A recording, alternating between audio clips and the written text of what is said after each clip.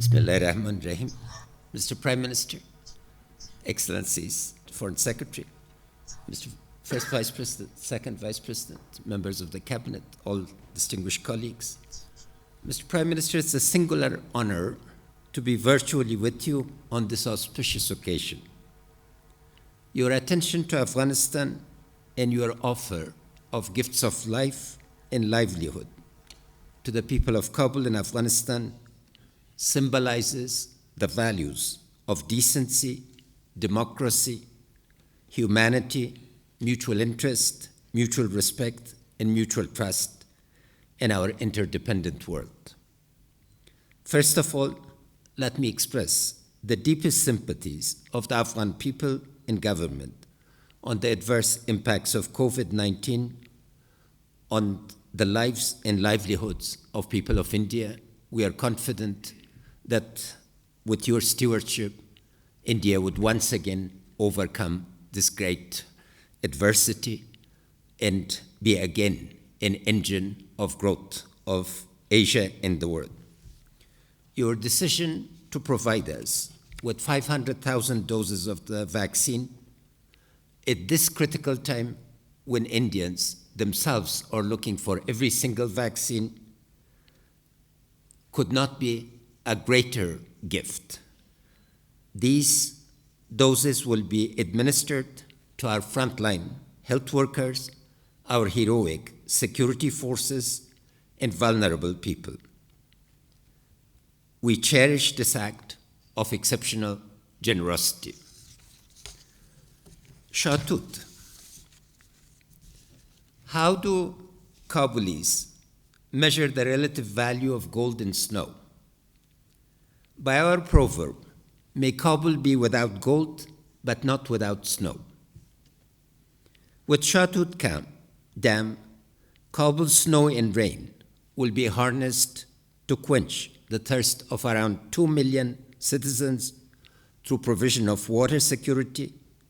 Shatoot will inject sufficient water into Kabul River to make it once again a hub of greenery, reforestation, entertainment, and art and craft.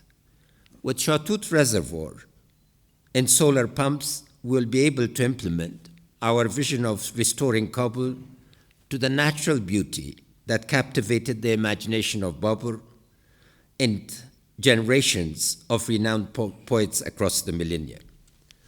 On behalf of the people of Kabul and Afghanistan, let me thank you and the great people of India for offering the gift of water, flowing life to us in addition to the gift of the vaccines. Your assistance, Mr. Prime Minister, under your leadership, over $3 billion contribution has been made to Afghanistan, and its uniqueness is that 90% of this assistance is on budget. It reflects our priorities. It provides the foundations of Afghanistan's democratic stability and prosperity. You've come, India's assistance is now iconically marked on our landscape. From Salma Dam to the transmission lines to the Parliament of Afghanistan, a symbol of our democracy, to hundreds of projects that have dealt and changed the lives of people, but particularly in the area of human capital. 1,000 scholarships per year. Now 16,000 Afghans are studying in India. Each of these is linking hundreds of thousands, and the ties that we have had across millennia now are multiplied billionfold. We thank you deeply, but in addition, India has been a partner, a true partner in development. The air corridor, Mr. Prime Minister, that you and I discussed in a meeting in Delhi was translated within a year into something that has made the confidence of the Afghan private sector great. Now, thanks to that initiative and your support, the air corridor is covering over 50 countries. The land corridor, Chabahar to Zaranj and on, is again a symbol of great fortitude, and let me pay tribute to Indian engineers, Indian companies, and Indian diplomats and civil servants who've spared no effort in making these great projects realized. Zaranj, when I was finance minister and we discussed the road from Zaranj to Dilaram, was a backwater. The entire population of it was less than 8,000. Today, it's a thriving city, it's a thriving port, and is going from strength to strength. I cannot count each one of these, but I just want to say that Tagore, we would like to thank Tagore again for having given the Indian people the image of Kabuliwala. And today, on behalf of Kabuliwalas, I would like to say a great thank you to you. Let me just turn to the wider picture in the role of India in this particular context.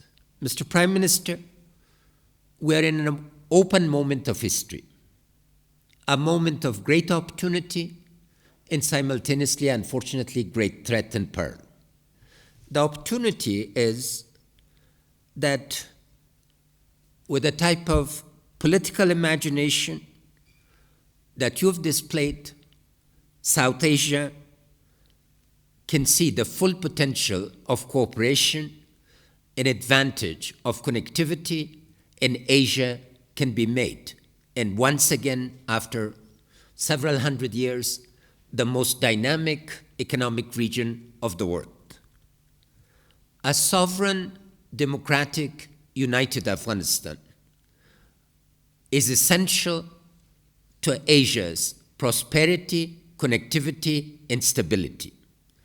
I want to thank you from the bottom of my heart on behalf of the people of Afghanistan and my colleagues in the government for your principled support for the end state of a sovereign, democratic, united Afghanistan, an Afghanistan that would truly enjoy permanent peace, stability, democratic stability, and be sovereign. Sovereignty means that we must have the right to form our partnerships, and those partnerships, as I indicated, flow from values.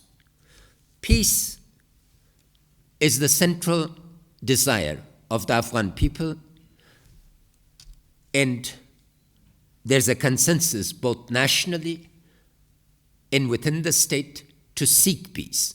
But that peace must be a peace that ends violence, not becomes a preface in a chapter to another tragedy.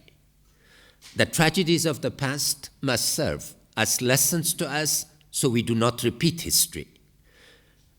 And there lies the role of Indian diplomacy. I would like to thank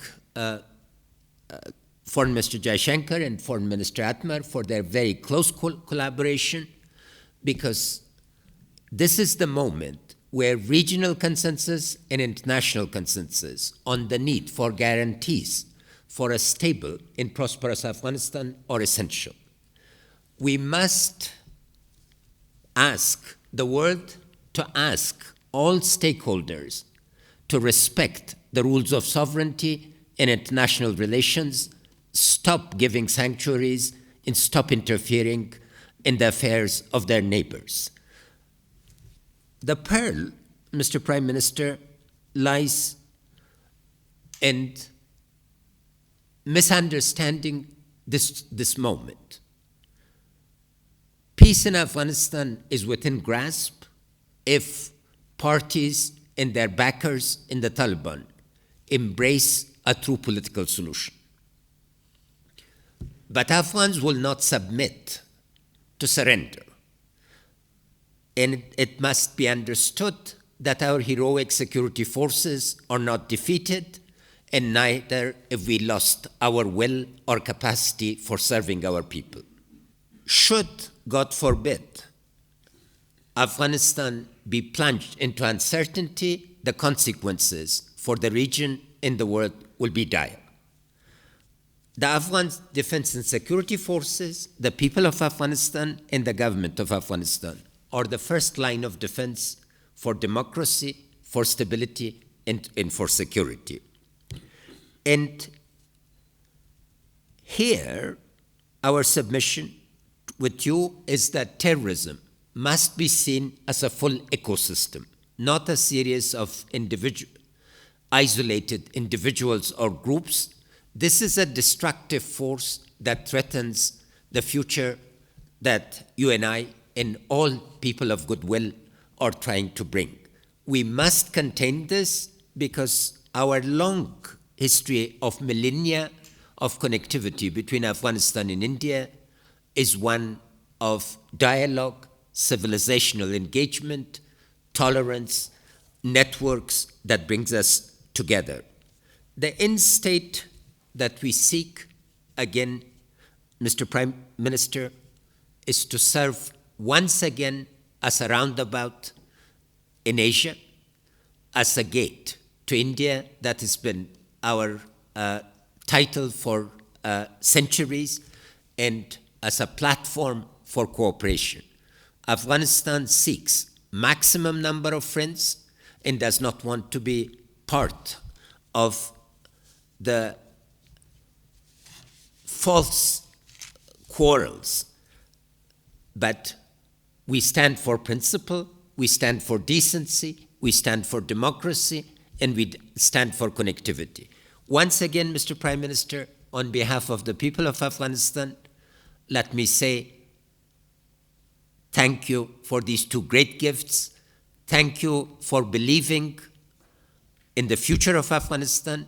Thank you for your support for an Afghanistan that would be thriving in a hub with India's great support and with your personal attention in a moment when we know every moment is taken to save lives and livelihoods. We greatly appreciate your presence here and take the inauguration of this project as an omen for many more things that we will do in common. Thank you.